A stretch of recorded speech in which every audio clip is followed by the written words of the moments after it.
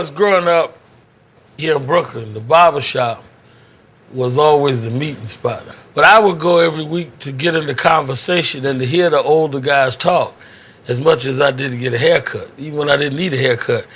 And because that's when the movement was vibrant and you'd hear what the Panthers was doing and the Nation of Islam was doing and the Dr. King and all of them. And that was information for us. And historically, the barbershop and the beauty shop was the meeting ground for black ideas. And even to this day, my poll is to go in the barbershop. I mean, they talk about this guy, poll this and poll that. If you can run through the barbershop and the beauty shop, you just about know where black folks' heads are on any given issue, unfiltered and unswayed. So we've been talking to everybody else. I want to talk to y'all about what y'all see and what y'all don't see from your perspective. Because if anything is grassroots, y'all deal with roots for real. Some people say, I've heard, in the barbershop we talk about everything. So of course we've talked about reparation. And some people feel that, like karma, that black people will one day be on top. And I believe that our day will come. Right.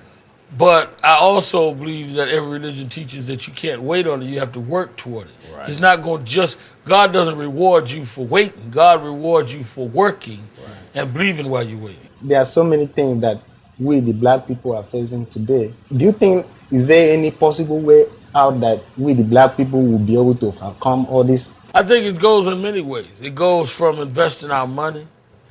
It goes from our supporting each other economically. It goes from our raising our families, right? It goes from our, when it's the proper time, challenging the system if it's something like police brutality. It goes to our using political means when necessary. I don't think any one of them solves everything. I think it's all of that. So people say to me, well, I don't think voting's going to solve everything. It doesn't. But what it does solve, we need that too. There's no one thing that solves everything. It takes a bunch of things. If you're in the ocean drowning, you don't say, I want one ship to take me all the way out, or I ain't going. You'll take whatever's out there to get out. And I don't think we got the option of saying that it's all or none, because nobody ever got free like that. Honestly, from what I look and the way I see, black people, we don't like each other. Nobody's seeing things the same as anybody else. Everybody has their own perceptions. Take religion. They got so many different sections, so many different sets, so many different religions, and the message is all the same. Let me ask you a question. Did we make progress against segregation? Is segregation just about dead in the South? When? In the 60s and the 50s. In the 60s and the 50s, yes, progress was made. They had different religions then. Yeah. Everybody was separate then. We don't have to have everybody as one to make progress. What we have to have is the determination of some to pay the price and those supporting it. We ain't all got to be Baptist or Muslim or Methodist to make progress. We never was all one thing. We were different tribes in Africa. Right. Okay. We're always going to have tribal differences. The question is whether the different tribes can support the whole. And when we do, that's when we make progress. But we ain't got to be the same. I ain't got to like what you like. I ain't got to eat what you eat. I ain't got to like the music you like. Some like jazz, some like hip hop, some like gospel. But we all want to see this neighborhood protected. That's what unity means. I feel that as a people, we have great accomplishments and we are the fathers of civilization, medicine, astrology, economy, and all of that. And we got to look to that and look that we started this. And rather than looking to one set individual, that we just got to have a collective pride in who we are, and then we could heal ourselves. I think you're right. I think that it is good when you have leaders at given points, but I think the process and the collectivism is what is important, because that'll outlive any individual. I think you're right. I think also it's a lot of hopelessness. People don't believe that things are going to change and that their life is going to get better. Everybody's struggling. And then as soon as someone makes it out, they know that they can't, it's hard for them to come back because everybody's going to be jealous or take what they've made.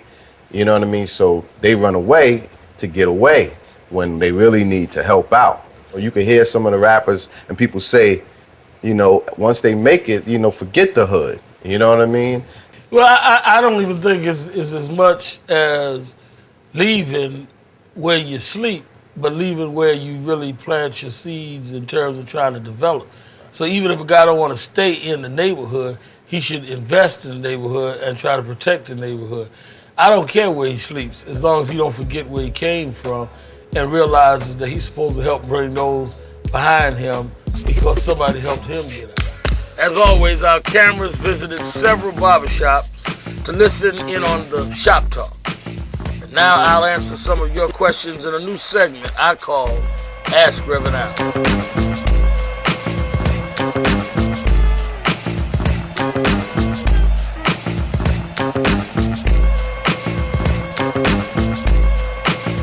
I think a lot of the reasons that a lot of local-based contractors are not getting the contracts is we are not putting people in office that will make the laws that require that. When affirmative action started, it was around that same exact thing, that you had to be required to use a certain amount of the contractors and jobs in our community. We need to have people in the city council and the mayor's office that will require that. You have everybody working in our communities but us, yet you have able-bodied people that can do the jobs. And when people like me raise the point, we troublemakers, and the guys inside don't say nothing, and we keep re-electing them. We've got to put people in power that look out for the people.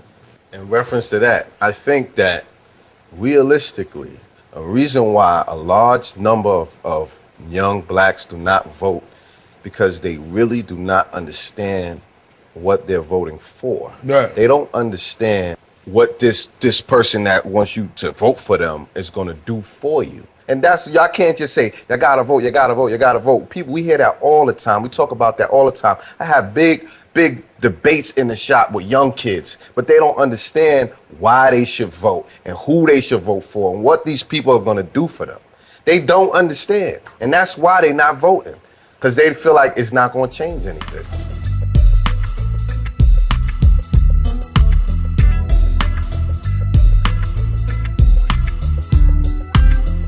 I've publicly said I have a real disagreement in our romanticizing the term, especially publicly, but we use it privately.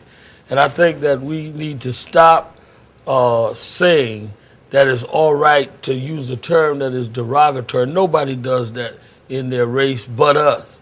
And I think that, we try to immunize it by saying, oh, it's just love.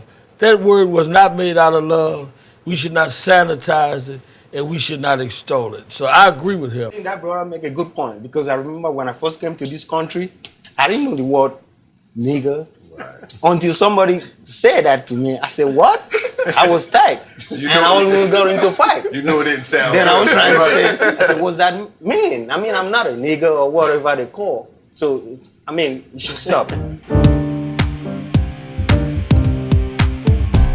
My question for you, Reverend Al Sharpton, is as yourself and other leaders in the black community grow in age, do you feel that there are some new leaders who are coming into place that are being listened to and that have a strong enough voice in order to make sure that they're listened to? The answer to that is yes. I know a lot of young people that are coming up around the country, and I think that the young leaders that will emerge the same way we emerge. They have to get out there and make their voices known. I have in my organization, National Action Network, chapters in 32 cities. I have a young brother in Philly, another one in Phoenix that's 17 years old, who's good. Ran for city council, leads all of the protests when the city does something wrong. Now, I might like somebody else. You can't make somebody a leader. They have to show the leadership ability. When I was coming up and people would come with issues and we'd stand out there, I got stabbed in Bensonhurst, marching for Yusuf Hawkins. I look at that scar every day. Every morning I shave, I still look at a scar. I almost died. So people respect you if you put yourself on the line.